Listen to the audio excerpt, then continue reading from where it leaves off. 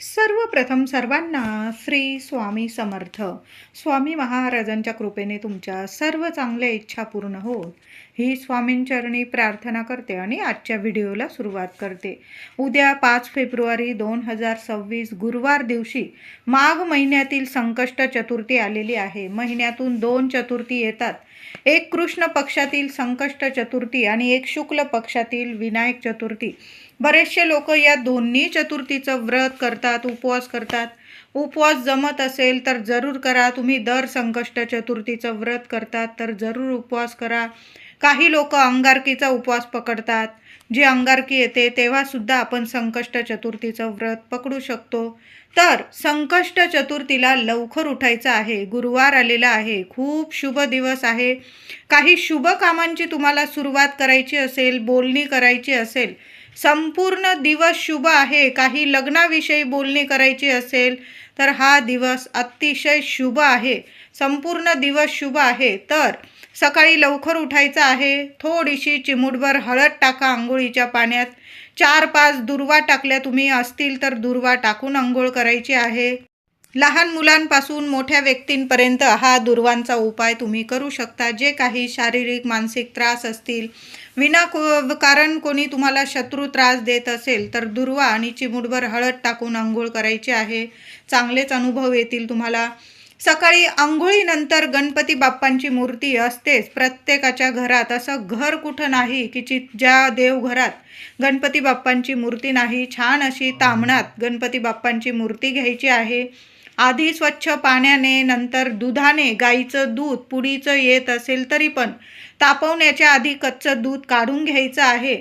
आणि आधी पाण्याने स्वच्छ, नंतर दुधाने, पुन्हा स्वच्छ पाण्याने ओम गणपते नमः मंत्र जपत राहा. गणपती बाप्पांना अभिषेक करा. किंवा अथर्व शीर्ष ज्यांचं पाठ आहे त्यांनी अथर्व शीर्ष पठण करत करत गणपती बाप्पांना अभिषेक करायचा आहे. गणपती बाप्पांना अभिषेक केलेलं तीर्थ मुलांना जरूर द्या. बाप्पा रिद्धी सिद्धी बुद्धीचे देवता आहे. मुलांना शिक्षण, नोकरीत काही अडीअडचणी येत असतील तर आवर्जून द्या. बघा, परीक्षेचा काळसुद्धा सुरू होत आहे. प्रत्येक आईने, वडिलांनी मुलांना माघ कृष्ण चतुर्थी, संकष्ट चतुर्थीला गणपती बाप्पांना अभिषेक केलेलं चमचाभर तीर्थ मुलांना आवर्जून तीर्थ प्यायला द्यायचं आहे. मुलांची बुद्धी तीक्ष्ण होईल आणि प्रत्येक क्षेत्रात मुलांची चांगली प्रगती होईल. संकष्ट चतुर्थीला अभिषेक करून गणपती बाप्पांची मूर्ती मूठभर तांदळाच्या राशीवर स्थापन करायची आहे. महिलांनो, दादांनो, ही सेवा आवर्जून करा. अख्ख्या अक्षता, अख्खे तांदूळ घ्यायचे आहे. मूठभर घ्या आणि त्या ठेवून द्यायच्या. देवघरात छान अशी रास करायची मूठभर तांदळाची. हळदी कुंकू अर्पण करायचं त्या तांदळाच्या राशीवर आणि त्यावर गणपती बाप्पांची तुम्हाला स्थापना करायची आहे. दुसऱ्या दिवशी शुक्रवारी पुन्हा जेव्हा आपण गणपती बाप्पांची अभिषेक करून पूजा करू, ते तांदूळ काढून घ्यायचे आणि तुमच्या मुख्य डब्यात ठेवायचे आहे, टाकून द्यायचे आहे. किंवा तुम्ही शुक्रवारी खिरीचा नैवेद्य तुम्हाला दाखवायचा असेल तर ह्याच तांदळाचा खिरीचा नैवेद्य बनवा आणि देवांना जरूर दाखवा. धन, धान्य, ऐश्वर कधीच कशाला कमी पडणार नाही. अखंड लक्ष्मी तुमच्या घरात नांदेल आणि जी काही संकट असेल, चिंता असेल, विघ्न असेल, मुलांना काही अडीअडचणी असतील त्यासुद्धा टळून जातील आणि गणपती बाप्पांची कृपा होईल. म्हणून सर्वांनी संकष्ट चतुर्थीला, माघ कृष्ण चतुर्थीला जरूर आवर्जून मूठभर तांदळाची रास देवघरात जरूर करा आणि त्यावर गणपती बाप्पांना छान असं स्थापन करायचं आहे. हळदी, कुंकू, अक्षता, दुर्वा, जास्वंद अर्पण करून गणपती बाप्पांची छान अशी सादर संगीत विधिवत पूजा करायची आहे. 21 दुर्वांची जुडी सर्वांनी प्रत्येकाने स्वतःची हाताने बनवायची आणि त्या दुर्वांच्या जुडीला मागील देठाला हळदी कुंकू लावायचा आहे. उजव्या हातात दुर्वांची जुडी घ्यायची आहे. तुमच्या मनातील इच्छा बोलायची आहे, मनोकामना बोलायची आहे आणि किमान 21 वेळा ओम गणपते नमः, ओम गणपते नमः या मंत्राचा जप करायचा. किंवा मंगलमूर्ते विघ्नहरा दुरितनाशका कृपा करा, मंगलमूर्ते विघ्नहरा दुरितनाशका कृपा करा या मंत्राचा जप करा आणि गणपती बाप्पांना ती दुर्वांची जुडी अर्पण करायची आहे. कधी पण महिलांनो, दादांनो, लग्न झालेल्या व्यक्तीने गणपती बाप्पांना दुर्वांची जुडी अर्पण करताना मागील दुर्वांच्या जुडीला देठाला हळदी कुंकू लावावं. आधी गणपती बाप्पांना चरणाशी हळदी कुंकू अर्पण करावं. स्वतःच्या कपाळी महिलांनी हळदी कुंकू लावायचं आहे. पुरुष दादांनी कुंकू लावायचं आहे. दुर्वांच्या जुडीला हळदी कुंकू लावावं. उजव्या हातात मनोकामना बोलून मग ती दुर्वांची जुडी अर्पण करावी.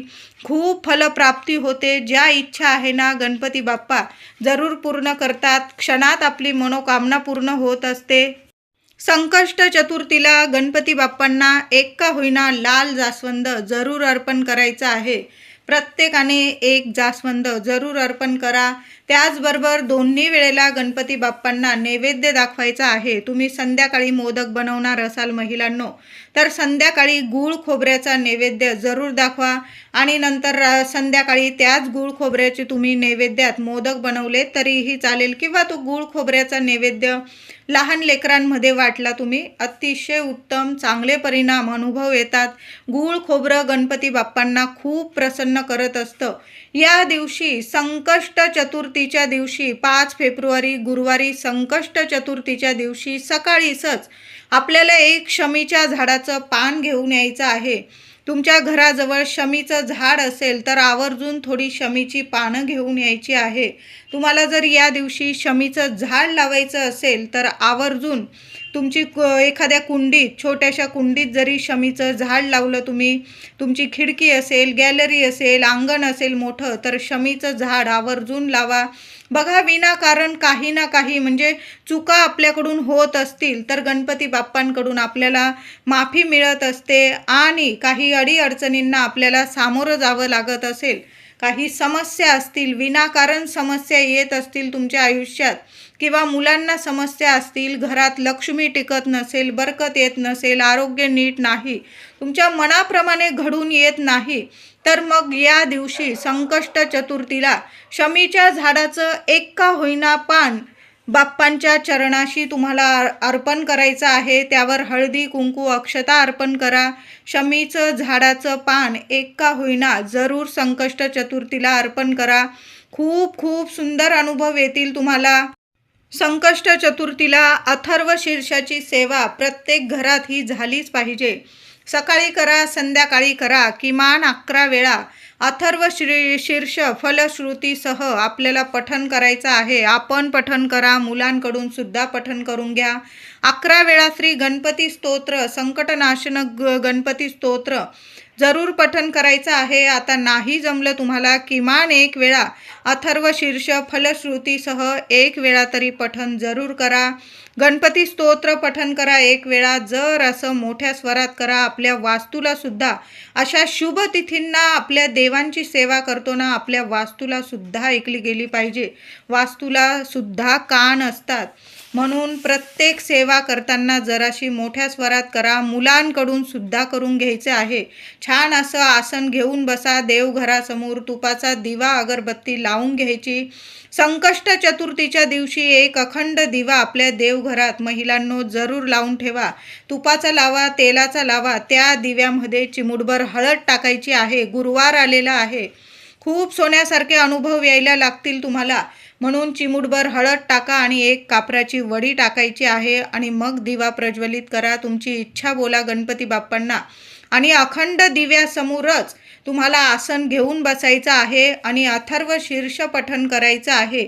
मुलांकडून सुद्धा ही सेवा करून घ्या. तोडकी मोडकी का होईना, लहान लेकरं आहे, बोलत आहे, बाप्पा आहे, आपले लेकरं आपली सेवा करतात. हीच बाप्पासाठी खूप आनंदाची गोष्ट आहे. आपल्या आयुष्यात आनंद देतात बाप्पा. सुख ऐश्वर्य सर्व काही सुखांची प्राप्ती करून देतील गणपती बाप्पा. जे काही विघ्न आहे, संकट आहे, कधीच लेकरा बाळांच्या डोक्यावर फिरकू देणार नाही. म्हणून लेकरांकडून सुद्धा प्रत्येक संकष्ट चतुर्थीला आई वडिलांनी मुलांकडून श्री अथर्व शीर्ष, गणपती अथर्व शीर्ष फलश्रुतीसह आणि गणपती स्तोत्र या 2 सेवा तर आवर्जून करून घ्याव्या. संकष्ट चतुर्थीला घराजवळ गणपती बाप्पांचं मंदिर असेल, बाप्पांच्या दर्शनाला सकाळी बाप्पाची घरात सुद्धा पूजा करायची आहे. आणि मंदिरात जाऊन सुद्धा पूजा सेवा करायची आहे. बाप्पांच्या चरणाशी एक नारळ अर्पण करा, 21 दुर्वांची जुडी, एक जास्वंद अर्पण करायचा आहे. मोदकांचा लाडूंचा नैवेद्य अर्पण करत असाल तर नक्की अर्पण करा, नाही तर गूळ खोबऱ्याचा नैवेद्य नेला तरीही चालेल. गणपती बाप्पांसमोर नतमस्तक व्हायचं आहे. उंदीर मामांचं दर्शन घ्या. छान अशी मंदिरात सुद्धा सेवा करायची आहे. रात्री गणपतीची आरती करायची आहे. चंद्राला अर्घ्य सुद्धा द्यायचा आहे. बघा, 5 फेब्रुवारी गुरुवारी संकष्ट चतुर्थीचा चंद्रोदय रात्री 9:48 होणार आहे. बरेचसे लोक चंद्रोदय बघून उपवास सोडत असतात, ज्याची त्याची परंपरा. म्हणजे तुम्ही संकष्ट चतुर्थीचं व्रत जसं करतात तशाच पद्धतीने करायचं आहे. रात्री गणपती बाप्पांची आरती जरूर करायची आहे. देवी आईची आरती करा, गणपतीची आरती करा. चंद्राला तुम्हाला अर्घ्य द्यायचा आहे. अर्घ्य द्या, नमस्कार करा आणि मग संकष्ट चतुर्थीचा नैवेद्य दाखवून, गणपती बाप्पाला नैवेद्य दाखवून उपवास सोडायचा आहे. आता गणपती बाप्पांना मोदकांचा नैवेद्य दाखवताना त्यावर किमान 5 दुर्वा का होईना नक्की ठेवा. 5 दुर्वा ठेवा, 11 ठेवा, 21 ठेवा, पण मोदकांवर दुर्वा ठेवूनच नैवेद्य दाखवायचा आहे. जसा आपण भगवान श्री हरी विष्णूंना तुळशी पत्र ठेवून नैवेद्य दाखवतो, आपला नैवेद्य देव लगेच स्वीकारतात, तसं गणपती बाप्पांना नैवेद्य दाखवताना त्या नैवेद्यावर थोड्या का होईना दुर्वा धुवून घ्यायच्या स्वच्छ आणि नैवेद्यावर ठेवा. लगेच तुमचा नैवेद्य गणपती बाप्पा स्वीकारतील आणि क्षणात तुमच्या इच्छा जरूर पूर्ण करतील. बाप्पाला या दिवशी चिमूटभर हळद अर्पण करायची आहे. ज्यांच्या लग्न कार्यात अडचणी येतात ना, त्या मुलाने किंवा मुलीने किंवा आईवडिलांनी सेवा केली तरीही चालेल. सकाळी करा, संध्याकाळी करा, शुभ दिवस आहे.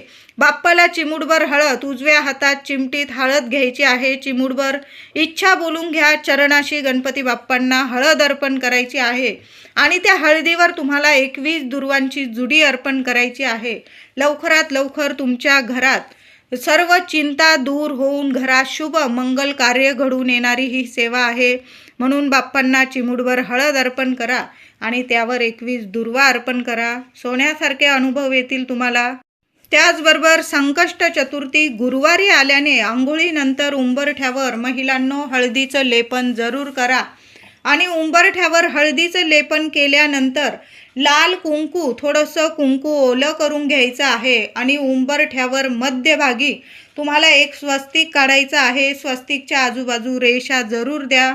स्वस्तिक पूर्ण काढा. शुभ गोष्टी घडून येतील तुमच्या घरात. जे काही वास्तुदोष वगैरे असतील निघून जातील आणि तुमच्या मनासारख्या गोष्टी घडून येतील. म्हणून सकाळीच उंबरठ्यावर हळदीचं लेपन करा आणि कुंकू ओलं करून मध्यभागी, उंबरठ्यावर मध्यभागी एक स्वस्तिक जरूर काढायचं आहे. सुंदर अनुभव येतील. त्याचबरोबर संध्याकाळी सुक्या खोबऱ्याबरोबर तुम्हाला कापूर जाळायचा आहे. आता सुक्या खोबऱ्याबरोबर कापूर जाळायचा नसेल तर मग काय करायचं, छोटासा शेणीचा तुकडा घ्यायचा आहे. शेणी, गौरी, काही ठिकाणी गौरी शेणी म्हणतात, तर गाईच्या शेणीवर तुम्हाला कापूर जाळायचा आहे. संकष्ट चतुर्थी गुरुवारी गाईच्या शेणीवर तुम्हाला कापूर जाळायचा आहे. त्यावर 2-3 थेंब गाईच्या तुपाचे टाकायचे आहे. बारीकसा गुळाचा खडा त्या कापरासोबत जाळायचा आहे. 2 लवंग जाळायचे आहे. या गोष्टी कापूरसोबत संकष्ट चतुर्थीला घरात जाळल्याने प्रथम तो कापूर धूप गणपती बाप्पांसमोर दाखवायचा आहे आणि नंतर तुम्हाला संपूर्ण घरात तो धूप फिरवायचा आहे. यामुळे घरातील वास्तुदोष, पितृदोष, अडचणी, दुःख, दारिद्र्य नष्ट होऊन घरात पती पत्नीतील वादविवाद सुद्धा नष्ट होईल किंवा घरातील इतर सदस्यांमध्ये काही म्हणजे बोलचाल होत नसेल किंवा तुमच्या घरात भांडण, तंटे, कटकटी होत असतील तर या सुद्धा नष्ट होईल आणि तुमच्या घरातलं वातावरण आनंदी होईल. प्रेमळ, सगळे एकमेकांशी प्रेमाने वागायला लागतील आणि घरात लक्ष्मी नांदेल. घराच्या मुलांच्या अडचणी संपून कुटुंबाची भरभराटी होईल. मुलांना प्रत्येक क्षेत्रात यश, प्रगती मिळायला सुरुवात होईल. म्हणून महिलांनो, अगदी रात्रीच्या 8-9 वाजले ना तरी पण संकष्ट चतुर्थीला 5 फेब्रुवारी गुरुवारी नक्की गाईच्या शेणीवर असा कापूर धूप करायचा आहे. काहींनी छोटीशी गाईची शेणी घेतली तुम्ही आणि ज्या भांड्यात नेहमी कापूर जाळतात त्या भांड्यात ती गाईची शेणी ठेवा. त्यावर कापूर जाळा. त्यावर 2-4 थेंब गाईच्या तुपाचे टाका. बारीकसा खडा गुळाचा, चांगला गूळ असेल तुमच्याकडं, बारीकसा गुळाचा खडा त्या कापरासोबत जाळा आणि 2 लवंग जाळायचे आहे. संपूर्ण घरात हा कापूर धूप पसरवा. चांगला अनुभव येईल तुम्हाला. थोड्या वेळ ते भांडं कापराचं, जरा थोडा जास्त कापूर जाळावा लागला चालेल, ते कापराचं भांडं नंतर मुख्य दरवाजाजवळ नेऊन ठेवा. कधीच तुमच्या उंबरठ्यावर सुद्धा कुणाची नजरबाधा फिरकणार नाही. काही वेळा नजरबाधा लागल्याने सुद्धा घरात खूप अडीअडचणींना सामोरं जावं लागतं. म्हणून जरूर अशा पद्धतीने कापूर धूप करायचा आहे.